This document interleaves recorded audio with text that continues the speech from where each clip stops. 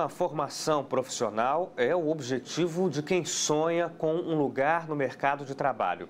Mas a oportunidade de estudo nem sempre está ao alcance de quem não pode arcar com as despesas de uma faculdade ou de quem já se formou, mas não tem tempo para um curso presencial de especialização. Nesses casos, a educação à distância é uma opção mais econômica e que permite a flexibilidade de horários para os estudos. No entanto, há ainda quem olhe para essa modalidade com desconfiança sobre a eficácia do ensino. É o aluno quem decide o tempo de acesso às aulas virtuais, às bibliotecas online. O que muda entre o ensino presencial e o ensino à distância? Qual é o futuro da EAD no Brasil? Você acompanha isso agora na reportagem de Anamin Tureta.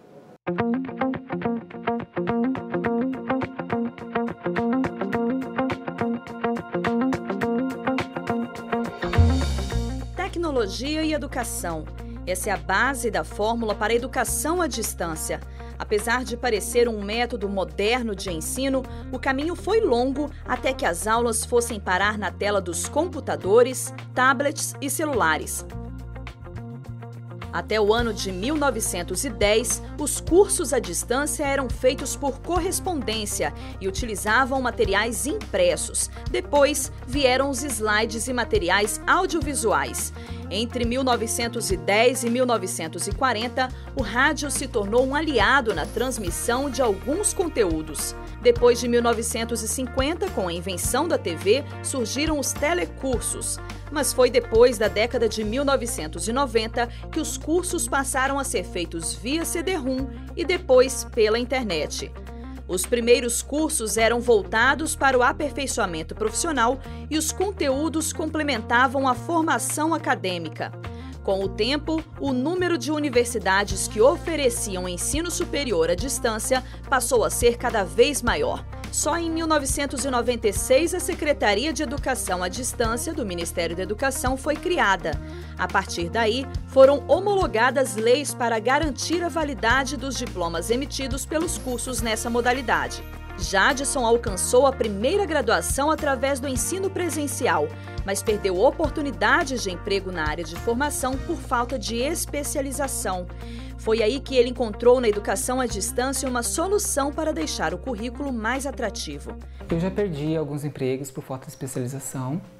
Foi por isso que eu me preocupei para poder me especializar ainda mais. A partir do primeiro emprego, eu falei assim, não, eu preciso estudar, eu preciso fazer um ensino superior. Falei assim, então vou fazer administração de empresas, porque é algo que eu gosto, nessa rotina administrativa. Então, fiz a graduação, foi muito boa, fiz ela presencial, né? Então, e aí me ajudou no mesmo emprego que eu estava. E quando eu terminei a graduação, concluí a graduação, e aí me promoveram para um cargo melhor. E com isso eu falei assim, nossa, eu não posso parar. Eu preciso continuar fazendo uma pós, eu preciso me preparar não só para o trabalho que eu estava, mas para o mercado de trabalho. A realidade da Maria Júlia é bem diferente. A jovem de 21 anos sempre sonhou em ser professora, mas as condições financeiras da família deixavam esse sonho cada vez mais distante. Quando eu terminei o ensino médio, eu estava trabalhando na época, tudo. Só que, eu fiz o vestibular, eu ia começar a fazer faculdade, só que o valor que eu ganhava, eu não iria conseguir pagar a minha faculdade, né? Daí eu acabei, depois de um tempo, como eu posso dizer? Eu acabei aceitando que isso não poderia acontecer naquele momento, sabe? Mas mesmo assim o sonho ainda não tinha, o sonho não tinha morrido. Eu queria ajudar, mas a minha condição não dava. Tanto que ainda não dá. Eu ainda falava pra ela. Ela começa a reclamar, né? Que eu quero fazer a faculdade, eu não consigo. Eu falava, tenha calma.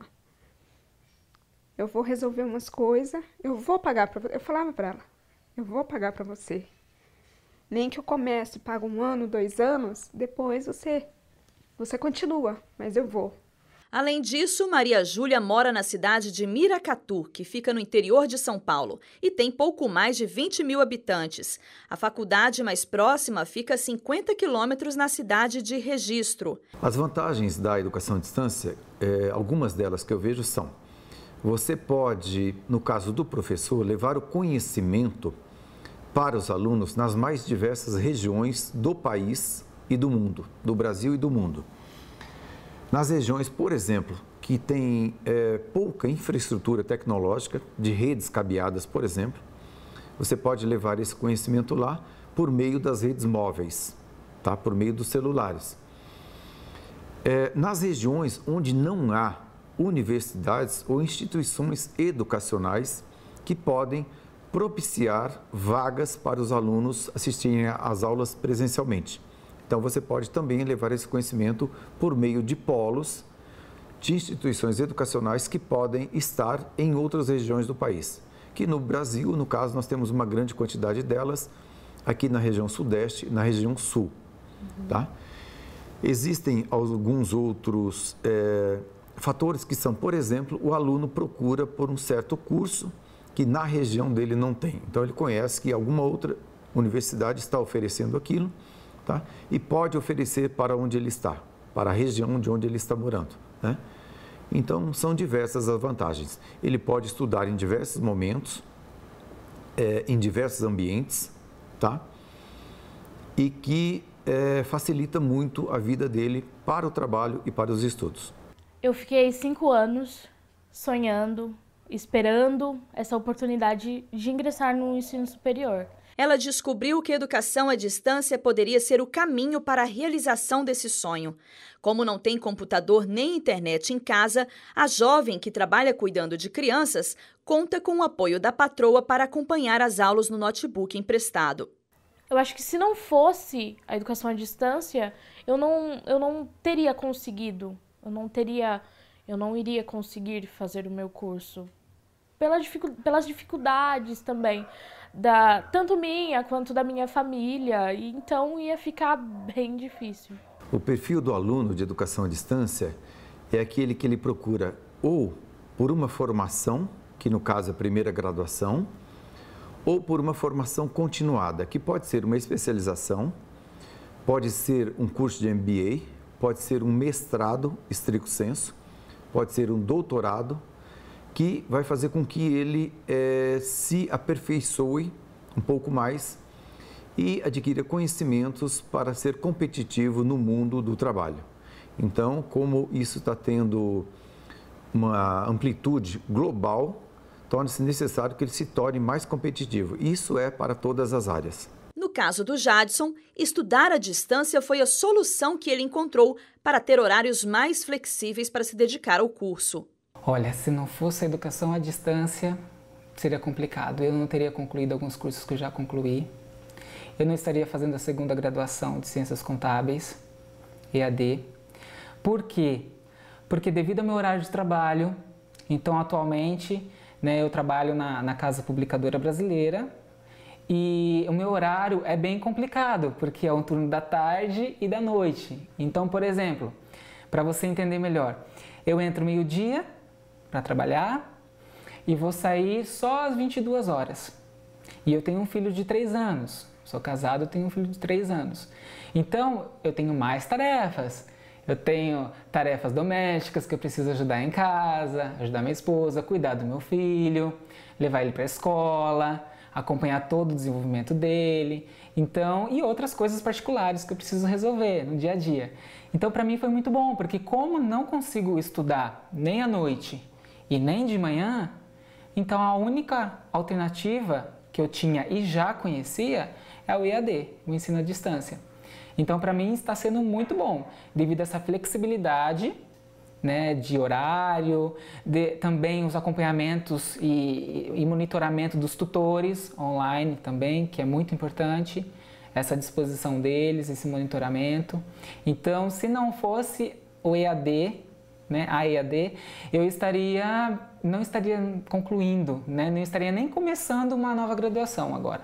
O aumento da procura pela educação à distância dá-se por diversos motivos. Um deles é a falta de tempo para o aluno estudar. Normalmente esse aluno tem em média de 26 a 30 anos de idade, ele já trabalha, ele não tem tempo para estudar durante o seu período de trabalho, então ele procura fazer esses cursos na modalidade de educação à distância após o expediente, tá? Ou até em algumas situações, algumas empresas autorizam que eles acessem cursos durante o expediente, mas é muito raro isso.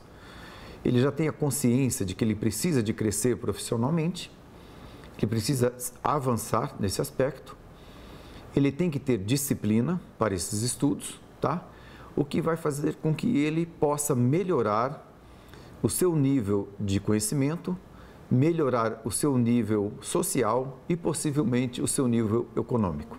No total, o número de brasileiros matriculados nos cursos à distância já somam quase 4 milhões de alunos. Entre eles, 55% são mulheres e 45% são homens. Dos institutos de ensino superior que oferecem cursos na modalidade EAD, 54% são instituições públicas federais, 26% são públicas estaduais e 6% são públicas municipais. A região Sudeste é onde estão 37% do total dessas instituições.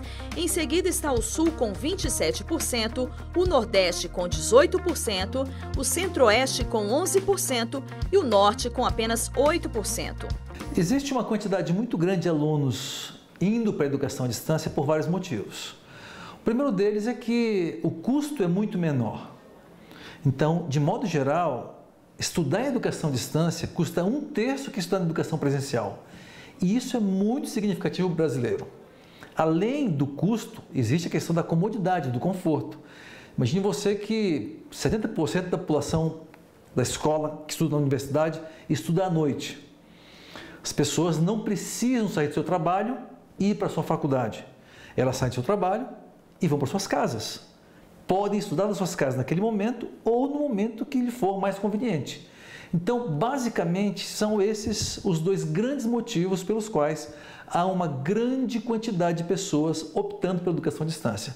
Custo e o conforto, tempo e espaço. Embora tenha aumentado o número de alunos que preferem essa modalidade de estudo, as opiniões ainda se dividem quando o assunto é a qualidade do ensino à distância. Eu acho que a distância, acho que não tem aquela informação necessária que você precisa, aquela discussão em público, eu acredito que não. Se a pessoa se dedicar, ela se torna um bom profissional, tanto à distância quanto presencial. Eu acho que nem presencial hoje em dia está formando bons profissionais. No início era algo que muitos tinham receio, lá no início do ano 2000, 2003, eu falei assim, não, mas eu vou, porque se está funcionando, se tem muitas faculdades abrindo esse espaço EAD, por que não? Então vale uma tentativa. Eu falei assim, eu vou arriscar. E é importante a gente se arriscar, eu aprendi isso na minha vida. Então eu falei assim, vou arriscar. Me matriculei, fiz o curso de MBA em Administração de Empresas, uma pós-graduação, e para a empresa que eu estava, na mesma empresa, então a chefe falou assim, olha, muito bom, a gente está vendo sua dedicação, no momento a gente não pode, né, te promover, porque você ainda está concluindo, mas quem sabe futuramente. Mas isso surgiu uma outra oportunidade de trabalho devido à especialização que eu estava concluindo. Tecnicamente, não existe diferença entre um formado entre educação presencial e educação à distância. O diploma é o mesmo, quem certifica é o MEC, então não há distinção entre um diploma de presencial e a distância. Eles são reconhecidos no mercado como duas pessoas formadas, graduadas, licenciadas ou tecnólogos. Não há problema nenhum. Do ponto de vista atitudinal, existe uma diferença entre alguém formado em educação à distância e alguém formado em educação presencial. A educação presencial ela se pauta muito mais por uma postura passiva. Você vai à escola, você vai à instituição, você vai à universidade, à faculdade e você espera alguém fazer algo por você, do ponto de vista pedagógico, o professor te ensinar. Em educação à distância, a postura é ativa. Você vai até a tua plataforma de educação à distância, ao que nós chamamos de ambiente virtual de aprendizagem, e você ativamente busca o teu conhecimento. Você lê, Você vê os vídeos, você interage com os colegas, você responde as perguntas, a questionários. Então, há uma postura muito mais ativa. Essa postura ativa faz com que esse aluno tenha um outro tipo de comportamento. Ele precisa ser mais disciplinado, mais motivado, ele tem que ter gestão de seu tempo, ele tem que ter responsabilidade para entrega de suas atividades. Isso acaba lhe trazendo um componente atitudinal bem diferente daquele que traz na educação presencial. Por quê? Porque na educação à distância você tem que buscar ter o conhecimento. Na educação presencial, entre aspas, alguém leva para você o conhecimento. Valcenir ressaltou que alguns hábitos típicos de aluno de educação à distância fazem com que esses estudantes tenham, inclusive, algumas vantagens sobre os alunos de educação presencial. O famoso ENAD, o Exame Nacional de Desempenho Acadêmico, tem mostrado que os alunos de educação à distância têm tido uma vantagem sobre os alunos presenciais, por incrível que pareça. Por quê? Porque eles leem mais e escrevem mais. Então, acaba desenvolvendo mais a capacidade interpretativa e de expressar oralmente, que é basicamente o que se faz no ENAD. Depois da educação à distância, eu comecei na verdade, a ter uma rotina mais regrada, podemos dizer. Ter um momento para o estudo, ou à noite, ou à tarde, né? Sempre ter um plano de estudo, podemos dizer, para não deixar de estudar e também não atrapalhar nas outras coisas que eu tenho no dia a dia. Agora a gente vai para um rápido intervalo e no próximo bloco você vai ver que mesmo com o crescente número de adeptos da educação à distância, a eficácia da modalidade ainda é questionada.